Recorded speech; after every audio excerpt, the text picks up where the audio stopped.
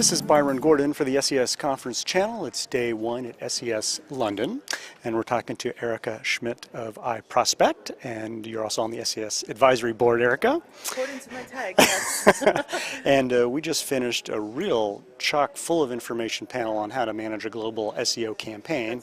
Right. You moderated that panel, and I thought I wanted your comments a little bit on some of what was said by some of the speakers there. I thought Bill Hunt said something funny that was apropos about it's not just about using Google Translator, is it? Correct. Yeah, that's true. That was a common theme, actually, Byron, from all of, I would say, from all the members who participated in our presentation today, where everybody said don't translate. And I think it's a common mistake that happens when people approach global SEO projects, is they say, well, I could just translate, and really it's not about translation, it's about localization. And certainly using a tool like Google Translate will not get you there. And in fact, there's lots of cases where people use Google Translate and it doesn't translate exactly how it should, and it makes the companies that do it look very foolish.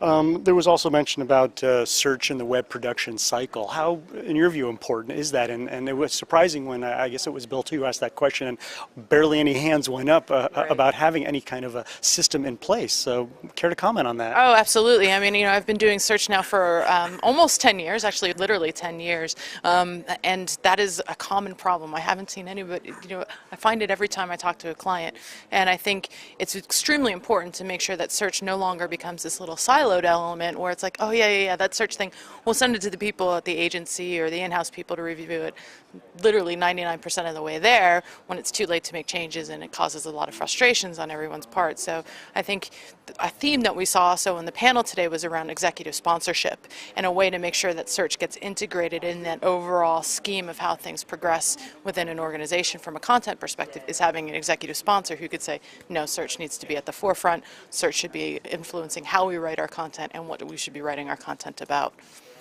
Some of the major tips in there you want to echo again to our audience who maybe didn't get a chance to attend when they're involved in managing a global SEO campaign. And anytime we're on a global panel, there are very similar questions that come into play. So maybe by setting this up on YouTube, everybody will understand what we need to cover.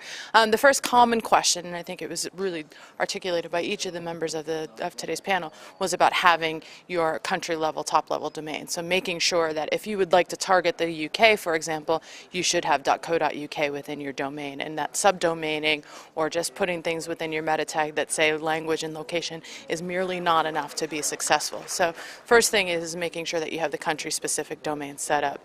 I think another common thing that we've already talked about, Byron, is about it's not about translation, it's about localization. And really we firmly believe, both on the panel and from our own perspective as a company, is that all search is local in nature. And not only do you need to make sure that it's not translation, that it's localized, but that you have people who are present in a market who know what's going on within the marketplace, so that they could be specific to how to tackle customers. For example, the Toyota recalls, and making sure that if it's a pertinent news story in that market, that you're capitalizing on it and also putting a positive message across. And the same thing with for example, EU emissions control testing is different market by market, and doesn't really apply to something for the US. But if you were only looking at it from the US and trying to target Europe, you're going to miss out on that. So it's about localization and also having feet on the streets that know what's going on from a market condition perspective.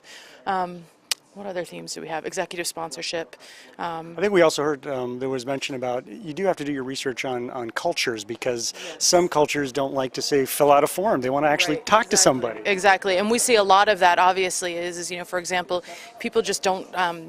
There's not a lot of commerce that happens online in Australia, for example, and we think of Australia as just being, oh, that island that's in Asia Pacific that has a ridiculous difference in time zones, but we think of them as being very Western. Well, that's very much the case. There's just not a lot of e-commerce activity still happening because there's an intrinsic lack of trust in regards to giving out your personal information.